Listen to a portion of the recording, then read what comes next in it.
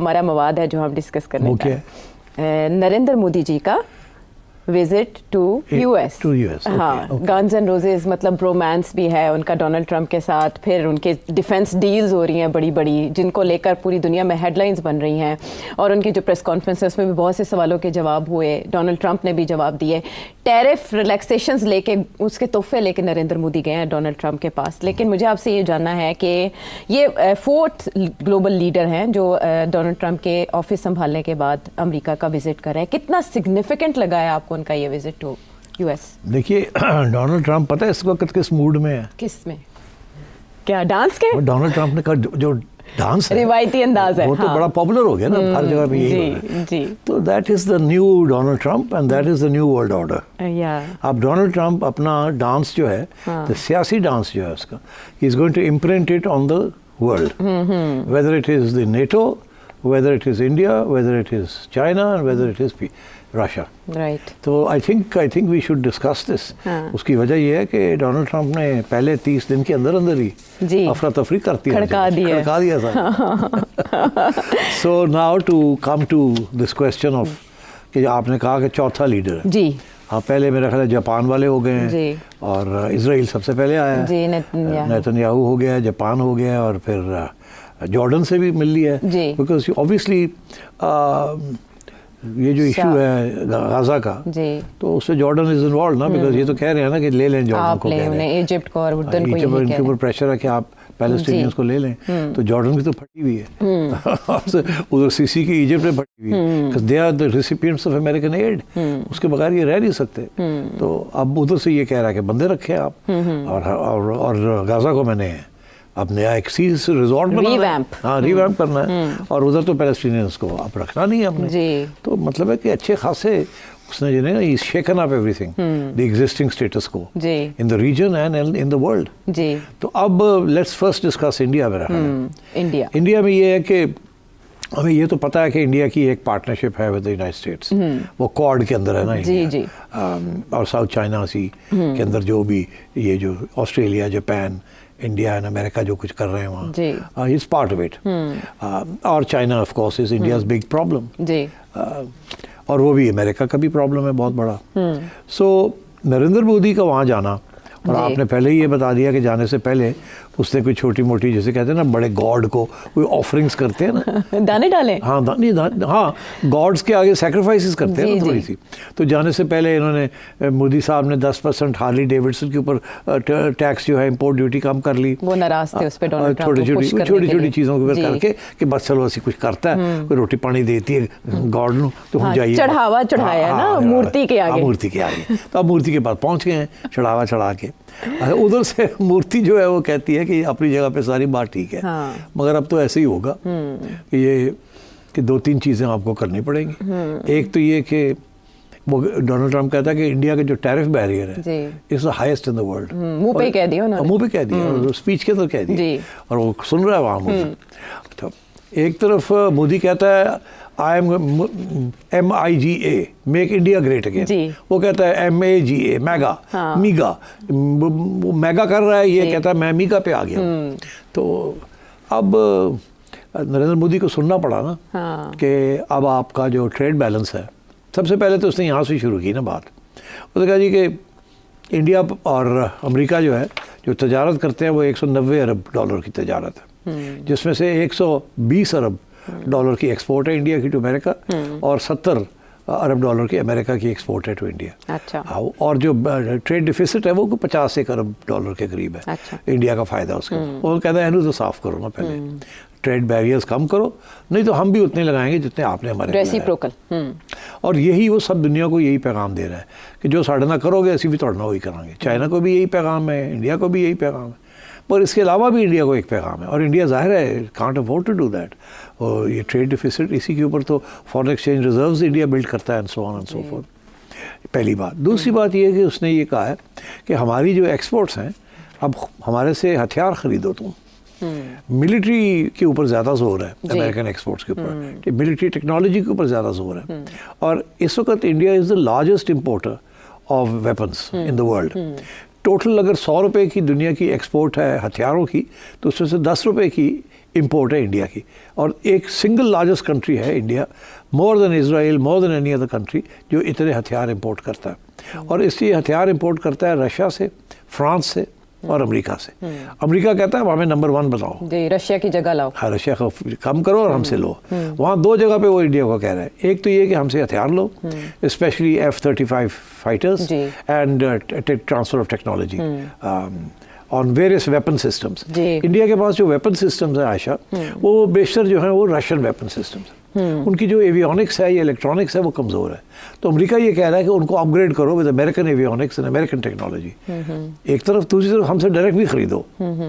तो ये इस किस्म की डिफेंस डील्स हो रही हैं, और वो कह रहे हैं कि 10 साल की एक डिफेंस डील करने जा रहे हैं। तो उसके अंदर अमेरिका की यही कोशिश होगी कि ये जो $50 अरब का जो डिफिसिट है, ये अपने और हथियार और टेक्नोलॉजी ट्रांसफ़र करे टू इंडिया, ताकि फ्रांस और रशिया पीछे हटे और America becomes the largest supplier of weapons to India.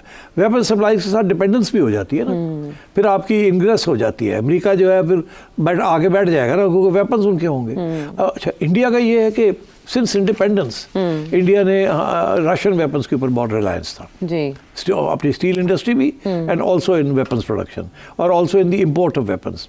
MiG जहाज, ये वो सारा कुछ रशिया से आया था, जहाँ हम जो थे अब सारा कुछ अमेरिका से ले रहे थे। अच्छा, अब बात यह कि इंडिया ने जो किया रशिया के साथ, वो इंडिया ने ट्रांसफ़र ऑफ टेक्नोलॉजी भी कर लिया कि जी हम ख़रीदेंगे आपसे, मगर ख़ुद उसके बाद आहिस्ता आहिस्ता खुद बनाने शुरू करेंगे और आप हमारी हेल्प करेंगे। अच्छा। हमने अमेरिका के साथ ये नहीं किया। हमने कहा जी भेजी जाओ, असी नहीं बनाना, तुसी भेजी जाओ।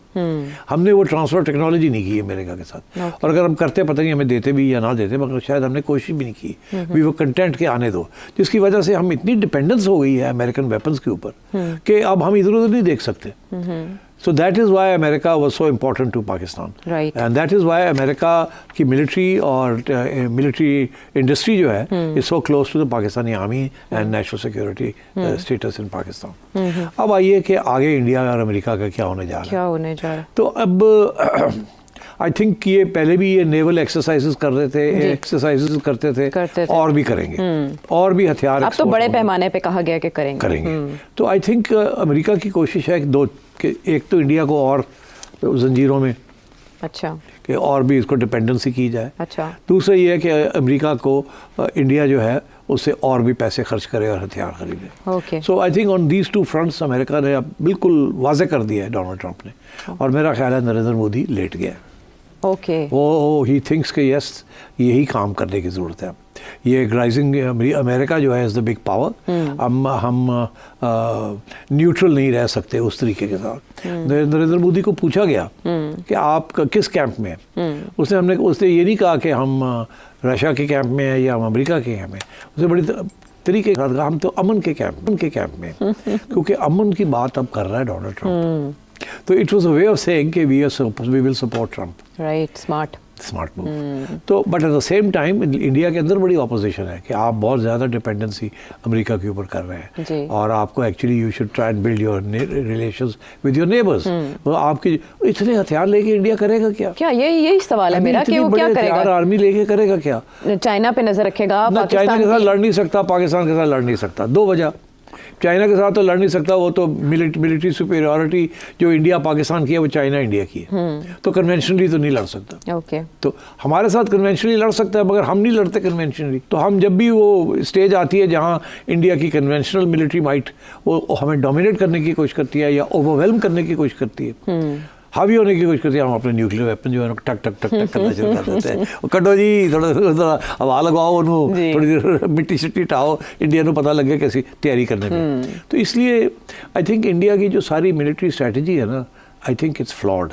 इंडिया अगर वो अपने गरीबों के ऊपर और अपने सोशल सेक्टर के ऊपर काम करें तो they would be better off. मगर ये जो उनकी है ना ऑब्सेशन कि we want to be a great military power, इस रीजन के अंदर जहाँ चाइना बैठा हुआ है एक तरफ, आप नहीं बन सकते बिगर मिलिट्री पावर देन चाइना। दूसरी तरफ पाकिस्तान बैठा हुआ है न्यूक्लियर वेपन लेके, आप पाकिस्तान को मिलिटरीली डोमिनेट नहीं कर सकते because we have a nuclear weapon. तो फिर what is the game? India किसके साथ ये सारी हथियार और ये आर्मी और ये वो किसके साथ करेगा? जी। ना चाइना चाहता है कि इंडिया को डिस्टेबलाइज करना, ना पाकिस्तान चाहता है। तो मतलब है कि तो इंडिया ये क्यों कर रहा है?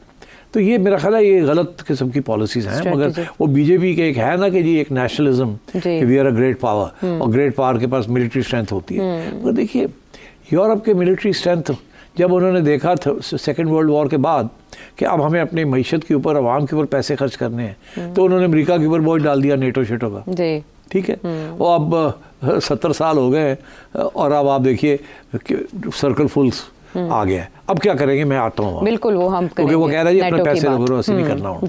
तो अब इसी तरीके के साथ इंडिया जो है ये क्या कर रहा है, I don't understand it. Pakistan के साथ तो अब पाकिस्तान तो अब आर्म्स रेस में भी नहीं है, because we now know we can't catch up with India in an arms race. तो हमने तो इसीलिए न्यूक्लियर डिटरेंस रखा हुआ है और मिनिमल किस्म की हमारी स्पेंडिंग है जिसके साथ, और ज़्यादा चाइना के साथ।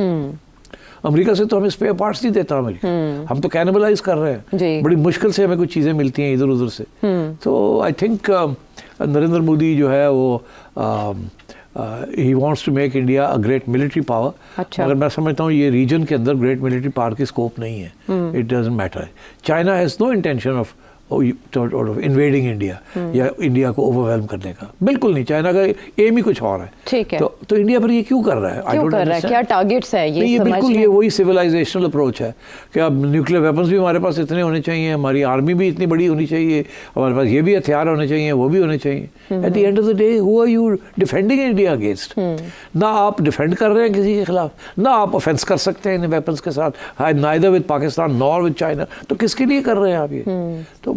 So I think there's a lot of there should be a lot of debate in India about some of these issues. ठीक है, और डोनाल्ड ट्रंप की तरफ से ये डिमांड भी की गई है कि आप रशियन तेल के बजाय अमेरिका से तेल लें, तो ये मुमकिन हो पाएगा? ये बड़ी इंपॉर्टेंट डेवलपमेंट है। इंडिया रशिया से भी तेल लेता है और ईरान से भी लेता है। ठीक, ईरान के ऊपर अमेरिका ने एम्बार्गो लगाया हुआ है, मगर उसके बावजूद इंडिया ईरान से तेल लेता है और वो ईरान के लिए बहुत इंपॉर्टेंट है। ईरान के बहुत सारे सैंक्शंस लगे हैं, हम नहीं लेते ईरान से, नहीं ले सकते, हम लेना चाहते हैं, हम नहीं ले सकते। वो डब्बे के विच स्मगल होता है, तो देखे ना आपने, बोतलों में, डब्बों में, कैंस में।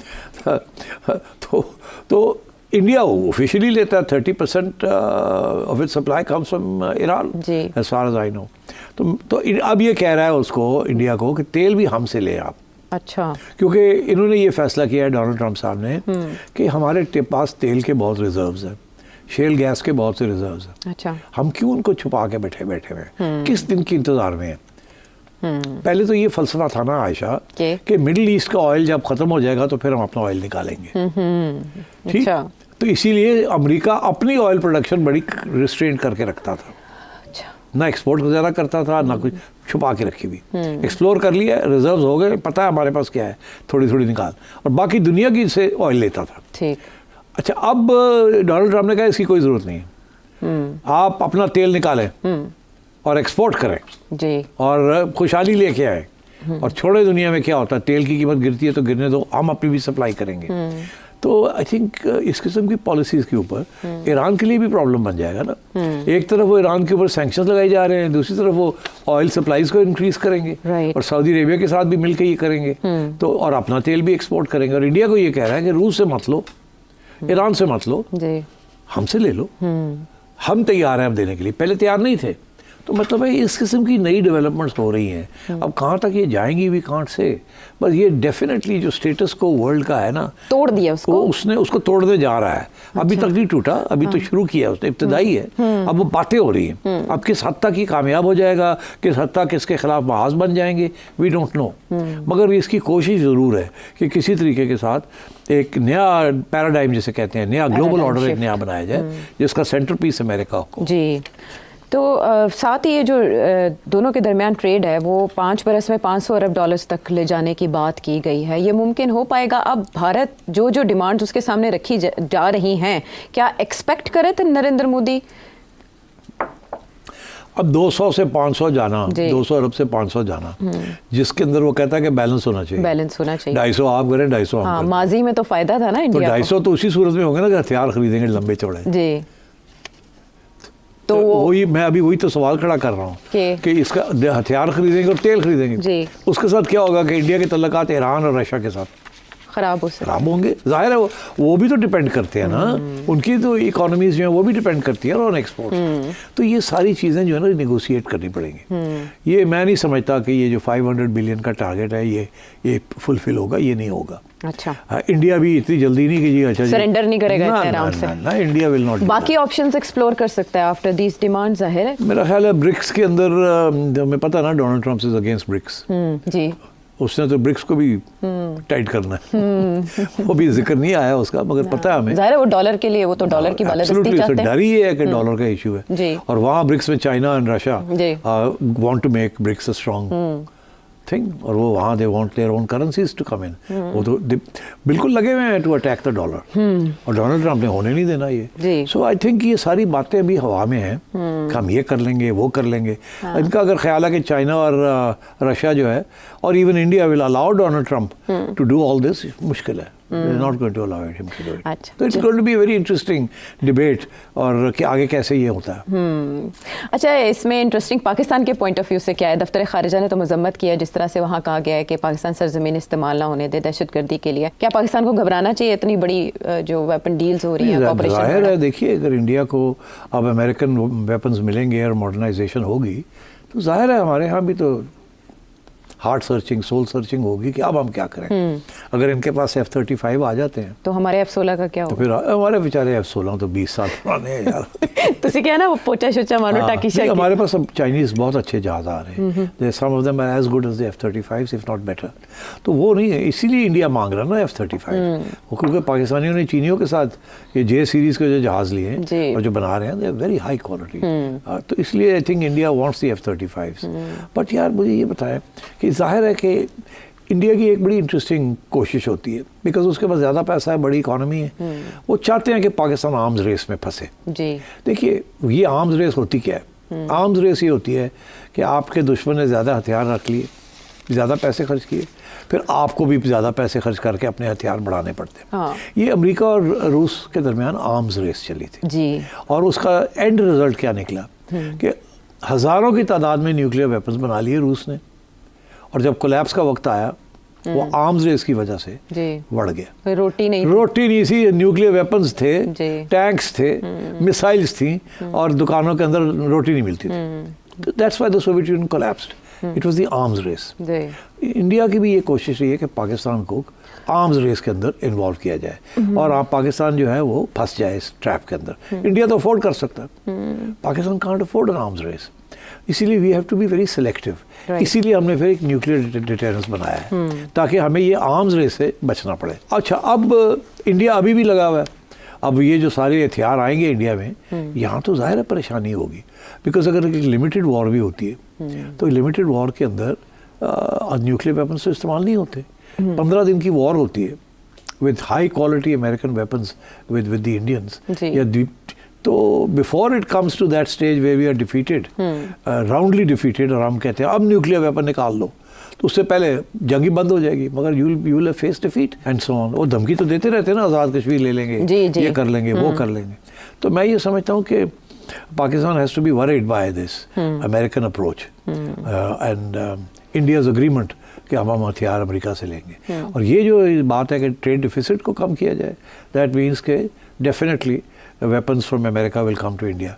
पहले ना आते थे ना वो मांगते थे ज़्यादा, अब वो कहते हैं लो और इनको लेने भी पड़ेंगे, और ये मांग भी रहे हैं कोई सोफिस्टिकेटेड वेपन्स जो इनको रूस से नहीं मिलते, चाइना से नहीं मिलते, to match some of our highly sophisticated weapons. तो इसका आई थिंक ये we have to be very careful, we don't fall into this trap. ये जो आर्म्स रेस है ये हमें we can't afford it. Suit नहीं करती जब इस इकोनॉमी के साथ। It's very dangerous. तो इसका मतलब है इंडियन फॉरेन पॉलिसी में भी हम एक बड़ा चेंज आते हुए देख रहे हैं उसकी। फॉरेन पॉलिसी इंडिया की तो खैर इतना नहीं, इंडिया की जो हमारे साथ जो इशू है ना, इंडिया की पॉलिसी टुवर्ड्स पाकिस्तान क्या है? Defence policy towards Pakistan. What is the policy towards Pakistan and what is Pakistan's policy towards India? अब आपने सवाल छेड़ ही दिया। देखिए जनरल बाजवा के ज़माने में और जनरल मुशर्रफ के ज़माने में, उससे पहले पाकिस्तान की पॉलिसी ये थी कि अब हम आर्म्स रेस नहीं करेंगे और बॉर्डर को भी सीज फायर करा के स्टिच अप कर देंगे, कोई लड़ाई झगड़े छोड़े। बिकॉज उनको एहसास था इस बात का कि we need to focus on our own development and need to transfer funds to development, otherwise आवाम को कुछ नहीं मिल रहा और ये हथियार आते जा रहे हैं, इससे फ़ायदा क्या है। तो इसलिए उन्होंने तो कुछ हद तक बात को आगे बढ़ाया, पर जब से नरेंद्र मोदी आया है इसने पॉलिसी चेंज कर दी। He doesn't want to have peace with Pakistan ji. हाँ, वो समझता है कि उनकी बेहतरी इसी में है कि पाकिस्तान को अंडर प्रेशर रखा जाए जी। इसीलिए उन्होंने कश्मीर के अंदर जो कुछ किया है वो सोचे बगैर समझे बगैर, या सोच और समझ के साथ किया, आप ये समझे, और हमें ऑन द बैक फुट कर दिया। फिर एक ऐसा वक्त आया कि हम कंपेल हो गए कि हमने तजारत बंद कर दी। हालांकि तजारत में हमारा ज़्यादा फ़ायदा था, इंडिया का इतना फ़ायदा नहीं था। इंडिया के लिए 5-6 अरब डॉलर के ज़्यादा एक्सपोर्ट करने से इंडिया को कुछ नहीं खास मिलता, पर हमें सस्ती चीज़ें मिल रही थी। हमारी इन्फ्लेशन के लिए, कंज्यूमर इंडेक्स के लिए हमारा फ़ायदा था उसमें तजारत में। मगर वो हमने फिर गुस्से में आके कश्मीर का जो खुसूसी स्टेटस खत्म किया तो फिर हमें करना पड़ा एहतजाज के तौर पर। हाँ, वो एहतजाज, मगर नुकसान हमारा हो गया।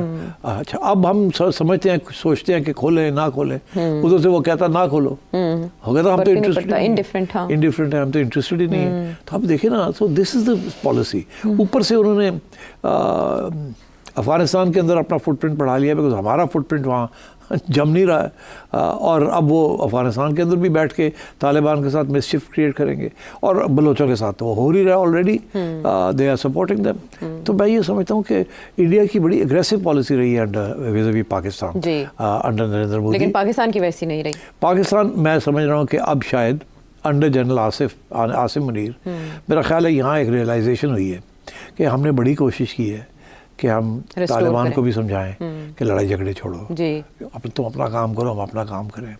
बयानबाजी चलती रहेगी, मगर इससे ज़्यादा जिहाद ख़त्म कर दी। पर इंडिया ने नहीं रुका ना। इंडिया ने ये कि पहले तो ये सपोर्ट किया सेसेशनिस्ट मूवमेंट्स इन पाकिस्तान, नंबर 2 उसके बाद टेररिज्म शुरू की यहाँ। It's a fact. ये जो इंडिया ने जो कनाडा के अंदर और यूके के अंदर टारगेट किया सिख लीडर्स को, उसी किस्म के जिहादी लीडर्स को पाकिस्तान के अंदर टारगेट किया। एंड दे खुद मानते हैं कि 5-6 को हमने पेड असैसिन्स के जरिए we have knocked them off. So they have been picking and choosing. और अब मुझे ऐसे लग रहा है कि आसिम मुनीर आया तो इसने ये कहा कि बहुत हो गया है, हमने तो पूरी कोशिश की है इनके साथ कोई अमन की बात की जाए, लड़ाई झगड़े ना किया जाए, ये नहीं करते, ये लगे हुए हैं अपनी ऑफेंसिव डिफेंस करने में। तो मेरा ख्याल है कि फिर हमें भी कुछ करना पड़ेगा। तो मुझे ऐसे लग रहा है कि जैसे कि अब अफगानिस्तान के साथ जैसे कहते हैं हम फ्रस्ट्रेट हो गए हैं, हमारी कोई बात नहीं सुन रहे, हमारे बंदे मारी जा रहे हैं, हम बड़ी कोशिश कर रहे हैं, बेंडिंग ओवर बैकवर्ड्स तजारत भी हम करना चाह रहे हैं, इनकी चीज़ को रोक भी नहीं रहे हैं, इनको सब चीज़ें जा रही हैं यहाँ से, हर किस्म की मदद कर रहे हैं, रिकग्नाइज़ भी कर लिया जी, और ये फिर भी हमारे साथ ये कर रहे हैं कि कहते हैं जी ड्यूरेंट लाइन नहीं मानते, फिर तालिबान को सपोर्ट कर रहे हैं, क्या हम करें। तो फिर ये आखिर में आके फ्रस्ट्रेशन, एंगर, रेज, तो इन्होंने थोड़ी बहुत कार्रवाई करनी शुरू कर दी अगेंस्ट द टीटीपी।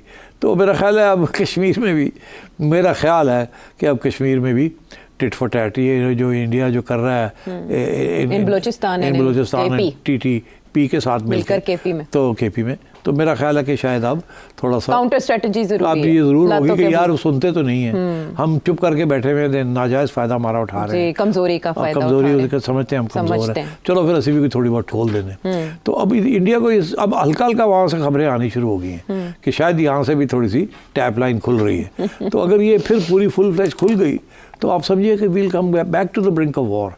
तो इसलिए it's time for Narendra Modi to reevaluate his whole Pakistan strategy and his strategy of becoming a major military buyer and a major military outpost. किसके लिए? What for? जाहिर है ये सवाल ही नरेंद्र मोदी साहब के सामने रखते हैं कि वो देखें ये ताकत का नशा जो है वो किन नताइज पे मुंतज होता है, उसकी मिसालें भी सेठी साहब के तजिए से आपने जाने के बाद